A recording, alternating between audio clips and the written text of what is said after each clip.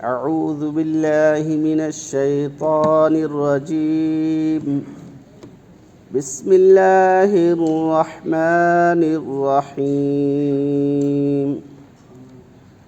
وَلَقَدْ أُوحِيَ إِلَيْكَ وَإِلَى الَّذِينَ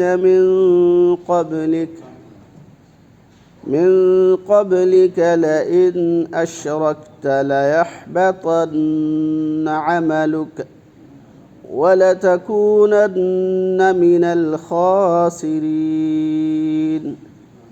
صدق الله العلي العظيم. الحمد لله والصلاة والسلام على سيد الأنبياء والمرسلين اما بعد. میرے پیارے بھائیوں اور دوستو، السلام علیکم ورحمۃ اللہ وبرکاتہ.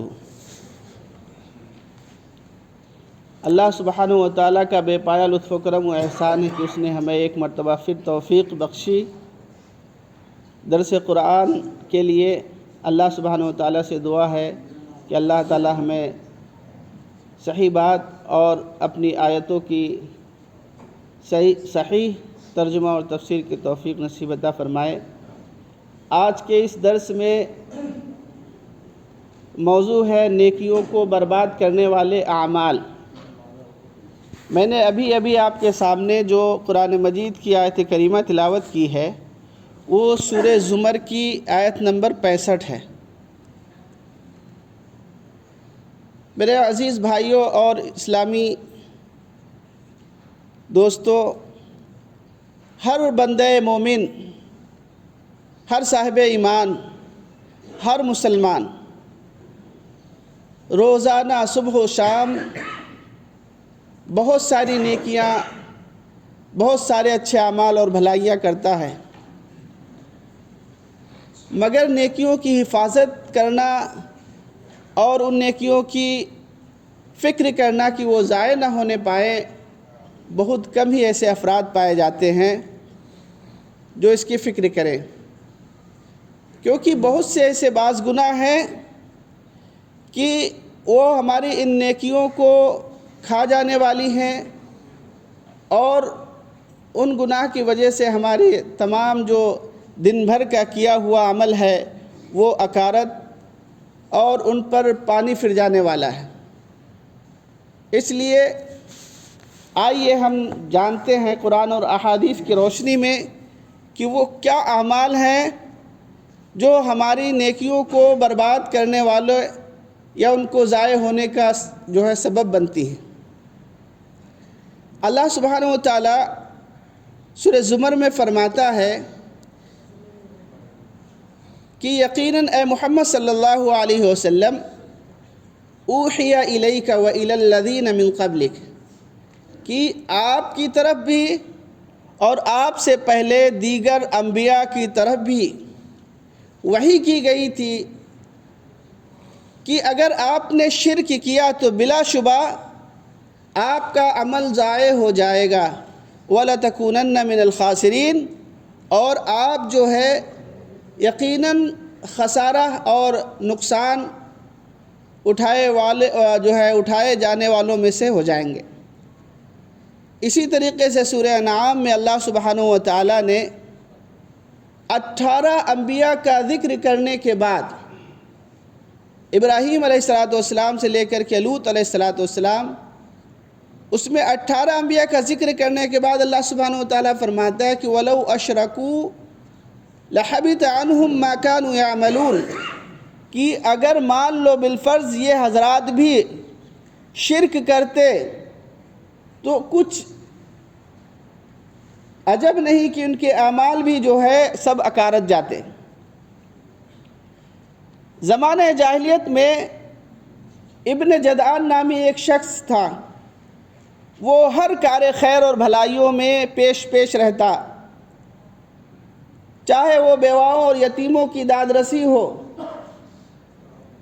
اور یتیموں کی کفالت ہو. اسی طریقے سے اس کے اپنے خاندان میں بھی جو ضرورت مند حاجت مند ہو ان کی بھلائی کے لیے ہمیشہ کوشاں رہتا تھا۔ اما عائشہ رضی اللہ تعالی عنہا نے آپ صلی اللہ علیہ وسلم سے پوچھا کہ اے اللہ کے حبیب، کیا یہ شخص کو بھی کچھ قیامت کے دن اس کی ان نیکیوں کا اجر ملے گا؟ آپ صلی اللہ علیہ وسلم نے فرمایا لا ينفعہ، اس کا یہ جتنی بھی نیکیوں کا کار خیر ہے کوئی بھی اس کو فائدہ نہیں پہنچائے گا۔ کیوں؟ انہ لم یقل یوما، کہ اس نے کسی بھی دن یہ نہیں کہا کہ رب اغفر لی خطیئتی یوم الدین، کہ اے میرے پروردگار قیامت کے دن ہمارے گناہوں کو بخش دینا۔ یعنی وہ تمام عمر جو ہے شرک ہی اور غیر اللہ ہی کی عبادت کرتا رہتا ہے۔ اللہ کے علاوہ کی عبادت کرنا، اس کے لیے سجدہ کرنا ہی شرک نہیں ہے۔ میرے دوستو، اللہ کے علاوہ کسی بھی زندہ یا مردہ کو پکارنا اور اس سے مدد مانگنا، مصیبت کے وقت پکارنا، اس سے اولاد کی امید رکھنا کہ وہ ہمیں اولاد دے سکتے ہیں، اسی طریقے سے یہ عقیدہ رکھنا کہ اس کی جو ہے بیماری اور مصیبت دور ہو جائے گی۔ میرے بھائیوں اور دوستو، آج بہت سارے مسلمانوں کے اندر بھی یہ بات جو ہے کثرت سے پائی جاتی ہے کہ وہ اس حد تک اپنے اولیاء کرام اور بزرگوں سے عقیدت اور محبت رکھتے ہیں کہ وہ قبروں پر ان کی حاضری دیتے ہیں، چادریں چڑھاتے ہیں، منت مانگتے ہیں، اور ان میں مدفون اولیاء کرام رحمہ اللہ علیہم سے جو ہے یہ عقیدہ رکھتے ہیں کہ یہ ہماری مصیبتوں کو دور کر سکیں گے۔ ایسے ہی لوگوں کے بارے میں سورہ یوسف میں اللہ سبحانہ و تعالیٰ فرماتا ہے کہ وَمَا يُؤْمِنُ أَكْثَرُهُمْ بِاللَّهِ إِلَّا وَهُمْ مُشْرِكُونَ، کہ ان میں سے اکثر لوگ باوجود اللہ پر ایمان رکھنے کی بھی مشرک ہی ہیں۔ آج کے قبر پرستوں کا بھی یہی حال ہے کہ وہ قبر میں جو مدفون ہیں ان بزرگوں کو صفات الوہیت کا حامل سمجھ کر ان کی مدد کے لیے پکارتے ہیں، ان کو مدد کے لیے پکارتے ہیں، اور بہت سارے ایسے عبادت کے مراسم ہیں جو ان کے لیے بجا لاتے ہیں۔ اسی طریقے سے بہت سارے ایسے مسلمان ہیں جو نماز کے، ذکر و اذکار کے، تہجد کے بڑے پابند ہیں، لیکن ذرا سی ان کو کوئی تکلیف ہوتی ہے، پریشانی لاحق ہوتی ہے، ان کی کوشش کے باوجود وہ تکلیف ان سے دور نہیں ہوتی تو فوراً مزاروں کا یا نام نہاد ولیوں کا رخ کرتے ہیں۔ یہ وہ سارے اعمال ہیں شرکیہ جن کی وجہ سے ہمارے اعمال ضائع اور اکارت ہو جاتے ہیں۔ نمبر 2 ہے جادوگروں اور کاہنوں کے پاس جانا۔ معاشرے میں بہت سارے ایسے لوگ ہیں جو غیب دانی کا دعویٰ کرتے ہیں اور یہ دعویٰ کرتے ہیں کہ وہ ان کی گمشدہ چیز کو تلاش کر دیں گے، یا ان کے جھگڑوں کو سلجھا دیں گے، یا ان کی بگڑی ہوئی اور جو ہے ان سے دشمنی کی ہوئی چیزوں کو وہ رفع کر دیں گے، یا اس طرح سے اور بہت ساری چیزیں ہیں جنہوں نے دکان کھول کر کے رکھی ہے۔ جو چاہو جو پوچھو، ان سے جو مرادیں ہیں ان سے پوری ہوگی۔ تو لوگ پریشانی اور مشکلوں میں ان کے پاس جاتے ہیں، ان سے علاج کرواتے ہیں اور اپنی گمشدہ چیزوں کے بارے میں بھی ان سے سوالات کرتے ہیں۔ تو ان کاہنوں کے پاس جانا، ان سے علاج کرانا اور اپنی قسمت کا حال جانا اور اپنا ہاتھ دکھلانا، یہ ساری ایسی چیزیں ہیں جو ہمارے اعمال کو برباد کرنے کا سبب بنتی ہے۔ اس کی دلیل کیا ہے؟ وجہ کیا ہے؟ اللہ کے رسول صلی اللہ علیہ وسلم نے فرمایا کہ من اتی عرافا، جو شخص کسی نجومی کے پاس جا کر فسألہ عن شیء، اس سے کوئی چیز پوچھتا ہے اور اس کی بتائی ہوئی باتوں کی تصدیق کرے تو اس کی 40 روز تک نماز قبول نہیں ہوگی۔ یہ مسلم کی روایت ہے۔ اور ایک روایت ابو داؤد کے اندر ہے کہ من اتی کاہنا فصدقہ، کہ جو شخص کسی کاہن یا نجومی کے پاس جائے اور پھر اس کے جواب کی تصدیق بھی کرے تو اس نے شریعت اسلامیہ کا گویا انکار کیا۔ تیسری چیز ہے بدعت۔ بدعت کی وجہ سے بھی ہمارے اعمال جو ہے برباد جاتے ہیں۔ آپ سب کو معلوم ہے کہ اسلام ایک مکمل دین ہے اور اللہ کے رسول صلی اللہ علیہ وسلم نے اللہ کے وحی کے ذریعے سے ببانگ دہل یہ اعلان کر دیا کہ رضیت لکم الاسلام دینا، کہ یہ دین مکمل کر دیا گیا اور تمہارے لیے ہمیشہ ہمیشہ کے لیے دین کو منتخب کیا گیا ہے۔ اب اس کے اندر کسی قسم کا کوئی اضافہ کرنا یا کوئی چیز گھٹانا یا ثواب کی نیت سے اپنی مرضی سے کوئی ایسی رسوم ادا بنا لینا جس کے ذریعے سے وہ سمجھے کہ ہمارے ثواب میں اضافہ ہوگا یا اللہ کا قرب اس کے ذریعے سے ہمیں حاصل ہوگا، تو یہی بدعت ہے۔ بخاری شریف کی مشہور روایت ہے کہ 3 صحابی حضرت عائشہ رضی اللہ تعالیٰ عنہ کے پاس آئے اور رسول اللہ صلی اللہ علیہ وسلم سے ان کی عبادت کا حال پوچھا۔ اما عائشہ رضی اللہ تعالیٰ عنہ نے ان سے مختصر الفاظ میں انہیں آپ صلی اللہ علیہ وسلم کی عبادت کا حال بیان کیا، تو ان لوگوں نے ان عبادات کو کم سمجھا یا سمجھنے لگے اور آپس میں کہنے لگے کہ اللہ تعالیٰ نے آپ کے اگلے اور پچھلے گناہ معاف کر دیے ہیں، ہمیں نیک عبادت گزار اور زاہد بننے کے لیے زیادہ سے زیادہ عبادتیں کرنی پڑیں گی۔ اس میں سے ایک نے کہا کہ میں ہمیشہ قیام اللیل یعنی تہجد کا اہتمام کروں گا، رات میں کبھی نہیں سوؤں گا۔ دوسرے نے کہا میں ہمیشہ روزہ رکھوں گا، کبھی ترک نہیں کروں گا۔ تیسرے نے کہا میں عورتوں سے الگ تھلگ رہوں گا، زندگی بھر کبھی شادی نہیں کروں گا۔ جب آپ کو ان کی اس گفتگو کا علم ہوا تو آپ صلی اللہ علیہ وسلم نے ان سے کہا کہ اما واللہ انی لاخشاکم للہ واتقاکم لہ، کہ سنو اللہ کی قسم میں تم میں سب سے زیادہ اللہ سے ڈرنے والا ہوں، اس کے باوجود بھی میرا یہ حال ہے کہ میں کبھی روزہ رکھتا ہوں اور کبھی ترک بھی کرتا ہوں، رات کا کچھ حصہ نماز بھی پڑھتا ہوں اور کچھ حصہ آرام کرتا ہوں، میں شادیاں بھی کرتا ہوں، یہ میرا طریقہ ہے، جو میرے اس طریقے سے روگردانی کرے وہ میری امت میں سے نہیں ہے۔ نعوذ باللہ، آج مسلمانوں نے زندگی کے ہر شعبے میں ہر میدان میں نت نئے طریقے ایجاد کر لیے ہیں، پیدائش سے لے کر کے وفات تک، وفات کے بعد بھی جو ہے بدعتوں کا ایک ایسا سلسلہ ہے جو کبھی ختم نہیں ہونے والا ہے۔ اور ہندوؤں مشرکوں کے جیسے بہت سارے اعمال ہیں جو انہوں نے اپنی زندگیوں میں جو ہے اپنے لیے طے کر لیا ہے، جیسے کہ فاتحہ خوانی، 11ویں شریف، 12ویں، 40واں چلہ، چھٹی، برتھ ڈے وغیرہ، بہت سارے ایسی بدعات ہیں جو ہمارے اعمال کو ضائع کرنے والی ہیں۔ قیامت کے دن جب اللہ سبحانہ و تعالی اپنی امتیوں کو حوض کوثر سے پانی پلا رہے ہوں گے، اس وقت آپ صلی اللہ علیہ وسلم کے پاس کچھ لوگ آئیں گے، انہیں اپنے حوض سے پانی پلانا چاہیں گے، فرشتے ان کو پیچھے سے گھسیٹ کر دور کر دیں گے۔ رسول اکرم صلی اللہ علیہ وسلم فرمائیں گے انہیں چھوڑ دو، یہ میرے امتی ہیں۔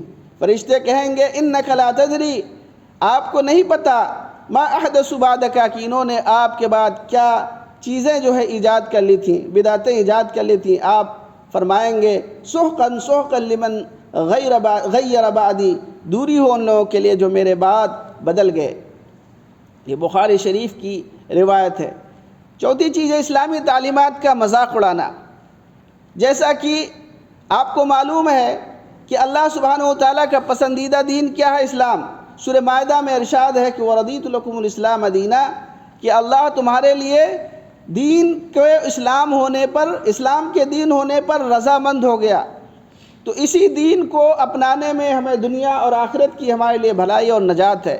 سورہ آل عمران میں اللہ سبحانہ فرماتا ہے وَمَن يَبْتَغِ غَيْرَ الْإِسْلَامِ دِينًا فَلَن يُقْبَلَ مِنْهُ، جو شخص اسلام کے علاوہ کسی دوسرے دین کی تلاش کرے اس کا دین قبول نہیں کیا جائے گا۔ حضرت عمر رضی اللہ تعالیٰ عنہ کی روایت ہے کہ توریت کا ایک نسخہ لے کر کے آپ صلی اللہ علیہ وسلم کی خدمت میں آئے اور کہنے لگے اللہ کے رسول دیکھیے اس میں کتنی اچھی بات لکھی ہوئی ہے۔ پھر اس کو پڑھنے لگے، آپ صلی اللہ علیہ وسلم کا چہرہ جو ہے سرخ ہو گیا اور فرمایا افی شک انت یا ابن خطاب، کہ اے خطاب کے بیٹے کیا میری شریعت کے کامل ہونے میں تمہیں کوئی شک ہے؟ کیا میری شریعت واضح نہیں ہے؟ سن لو، اگر اس وقت موسیٰ بھی بقید حیات ہوتے تو ان کے لیے بھی ضروری ہوتا کہ وہ میری اتباع کرتے۔ اسی طریقے سے دوسری روایت میں ہے کہ عمر رضی اللہ تعالیٰ عنہ نے رسول اکرم صلی اللہ علیہ وسلم سے دریافت کیا کہ یہود و نصارہ کی کچھ تعلیمات ہمیں اچھی معلوم ہوتی ہیں، اگر آپ اجازت دیں تو ہم انہیں لکھ لیا کریں۔ آپ صلی اللہ علیہ وسلم فرماتے ہیں کہ کیا تم بھی اسی طرح بے راہ روی کا شکار ہونا چاہتے ہو جیسا کہ یہود و نصارہ بے راہ روی کا شکار ہوئے، حالانکہ تمہارے پاس ایک روشن اور واضح شریعت لے کر آیا ہوں۔ اگر اس وقت موسیٰ بھی زندہ ہوتے تو ان کے لیے ضروری ہوتا کہ میری لائی ہوئی تعلیمات اور شریعت پر عمل کرتے۔ آج مسلمانوں کی ایک بہت بڑی تعداد ہے جو اسلامی تعلیمات کے بجائے مغربی تہذیب کو نہ صرف پسندیدگی کی نگاہ سے دیکھتی ہے بلکہ اس پر فخر محسوس کرتی ہے، اپنے طور طریقے، رہن سہن اور زندگی کے ہر اسٹائل میں ان طور طریقوں کو اپناتی ہے۔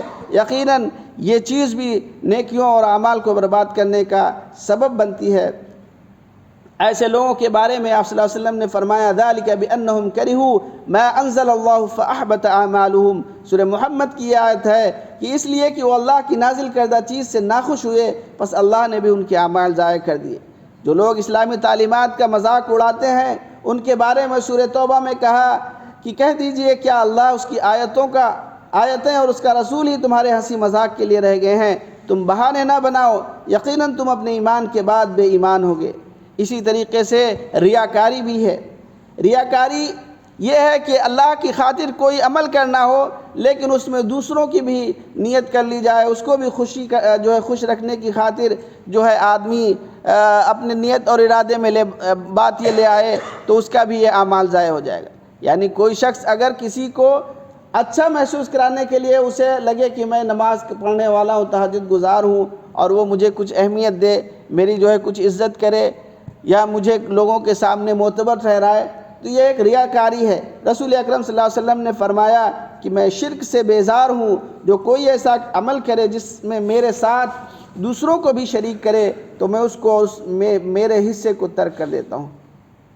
یہ بہت مشہور ایک روایت ہے جس میں ایک عالم اور ایک مالدار اور ایک مجاہد سے قیامت کے دن اس سے پوچھا جائے گا کہ تو نے یہ اعمال کیا، وہ کہے گا میں نے صرف تیری رضا کی خاطر۔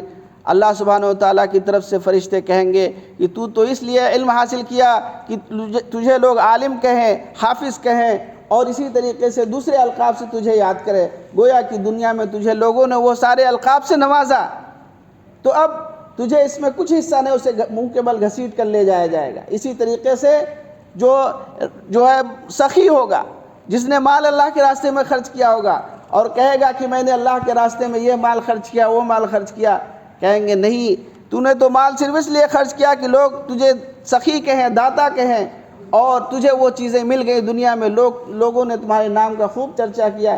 اسی طریقے سے مجاہد سے کہا جائے گا کہ میں نے بڑی بہادری سے، طاقت سے لڑا، مگر کہا جائے گا تو اس لیے لڑا کہ تجھے بہادر کہا جائے، اسی طریقے سے اس سے بھی گھسیٹ کر جہنم میں داخل کر دیا جائے گا۔ اسی طریقے سے حضرت معاویہ رضی اللہ تعالیٰ عنہ نے جب یہ حدیث سنی تو کہنے لگے ان لوگوں کے ساتھ یہ معاملہ ہوا، ان کے بعد آنے والوں کے ساتھ کیا معاملہ ہوگا؟ پھر معاویہ کی آنکھوں سے آنسو جاری ہو گئے، اس قدر روئے کہ راوی حدیث کہتے ہیں کہ ہمیں خوف ہونے لگا کہ کہیں فوت نہ ہو جائے۔ اسی طریقے سے صدقہ کرنے کے بعد احسان جتلانا بھی ہمارے اعمال کو اکارت کر دیتا ہے۔ سورہ بقرہ میں ہے، اللہ فرماتا ہے کہ اے ایمان والو، اپنی خیرات کو، اپنی بھلائیوں کو احسان جتا کر، تکلیف پہنچا کر برباد مت کرو۔ اس کے بعد فرمایا قول معروف و مغفرۃ خیر من صدقۃ یتبعها اذی، نرم بات کہنا اور معاف کر دینا اس صدقے سے بہتر ہے جس کے بعد تکلیف پہنچائی جائے۔ اسی طریقے سے تنہائی میں موقع پا کر برائی کرنا، یہ بھی ہمارے اعمال کو برباد کرنے والا ہے۔ اللہ سبحانہ و تعالیٰ قیامت کے دن ایسے لوگوں کو اپنی سائے میں جگہ دے گا، جو آدمی تنہائی میں اللہ کو یاد کیا، اس کی آنکھوں سے آنسو جاری ہو گئے۔ اسی طرح تنہائی میں لوگوں کی نگاہوں سے بچ کر برائی کرنا بھی بہت بڑا گناہ ہے۔ لوگ بظاہر بڑے نیک اور متقی پرہیزگار نظر آتے ہیں، بازاروں میں چلتے ہیں، دکانوں میں جاتے ہیں، آپ کے پڑوس میں رہتے ہیں، چلتے پھرتے ہیں، بظاہر ہم انہیں بڑا نیک اور شریف سمجھتے ہیں، تہجد اور نوافل کا بھی اہتمام کرتے ہیں، لیکن جب وہ تنہائی میں ہوتے ہیں موقع پاتے ہی وہ برائیوں کا ارتکاب کرنے لگتے ہیں۔ ایسے لوگوں کے اللہ اعمال کو اکارت کر دے گا۔ آپ صلی اللہ علیہ وسلم نے فرمایا کہ وہ تمہیں میں سے ہیں جو تمہارے بھائی ہیں، تمہاری طرح راتوں میں عبادتیں بھی کرتے ہیں، مگر جب وہ تنہائی میں موقع پاتے ہیں تو اللہ کی حرمتوں کو پامال کرتے ہیں۔ ابن ماجہ۔ موجودہ دور میں برائیوں کے بے شمار جو ہے راستے ہیں، موبائل فون ہے، ٹیلی ویژن ہے، انٹرنیٹ ہے، اور فحاشی کے بہت ساری ویب سائٹ ہیں. ان ویب سائٹس کو لوگ ذریعہ بنا کر جو ہے غلط فلمیں اور موویاں اور اس طریقے سے بے حیات اور نامحرم اور تمام چیزوں سے گفتگو کرنا، وہ تمام فحش کام کرتے ہیں جو بند کمروں میں بیٹھ کر ہر طرح کی فحاشی کا نظارہ کیا جاتا ہے. اور ہماری نوجوان نسل ایک بہت بڑی تعداد اس مرض میں مبتلا ہے. شراب نوشی بھی ان اعمال میں سے جو ہماری اعمال کو برباد کرنے والی ہے. فرمایا کہ جو شخص شراب پیتا ہے اس کی 40 دن کی نماز قبول نہیں ہوتی، اگر اسی حالت میں اس کا انتقال ہو جائے تو جاہلیت کی موت مرا. اور آخر بات بندوں کے حقوق کی پامالی کے سلسلے میں بھی فرمایا کہ یہ بھی بہت جو ہے اہم ہے.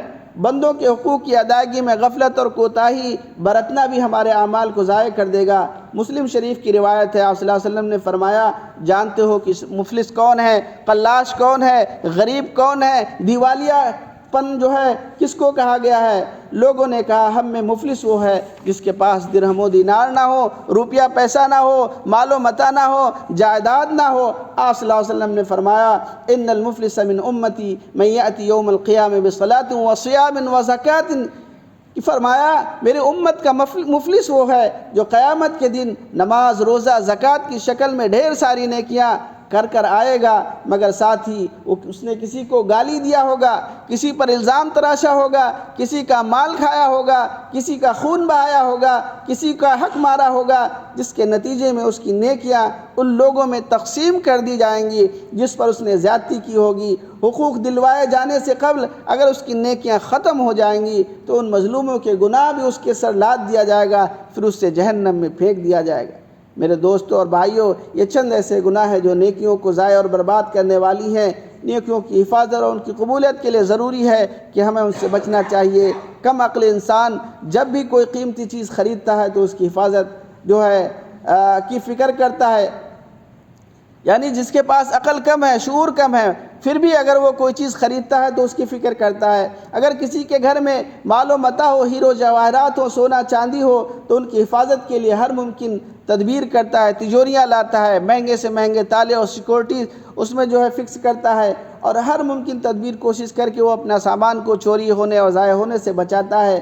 دنیا کے معاملے میں میرے بھائیو ہم اس قدر چالاک، چوبند اور چست ہیں، مگر دین کے معاملے میں اس غفلت کا شکار ہے کہ نیکیاں تو کیا کرتے ہیں مگر ان کی حفاظت کی ہمیں کوئی فکر نہیں ہوتی. یہ سارے گناہ گویا کہ ہمارے نیکیوں کو لوٹنے والے ہیں، ان پر ڈاکہ ڈالنے والے ہیں. ہمیں چاہیے کہ ہم اپنی ان نیکیوں کو ان چوروں اور ڈاکوں سے بچائیں تاکہ ہماری نیکیاں محفوظ رہیں. میرے بھائیو، اللہ سبحانہ و تعالیٰ سے آخر میں دعا ہے کہ اللہ تعالیٰ ہمیں توفیق دے کہ ہم اپنی نیکیوں کو جو کہ چھوٹی موٹی اور بڑی مشکلوں اور مشقتوں سے کرتے ہیں ان کی حفاظت کرنے والا بنائے. وآخر دعوانا الحمدللہ رب العالمین.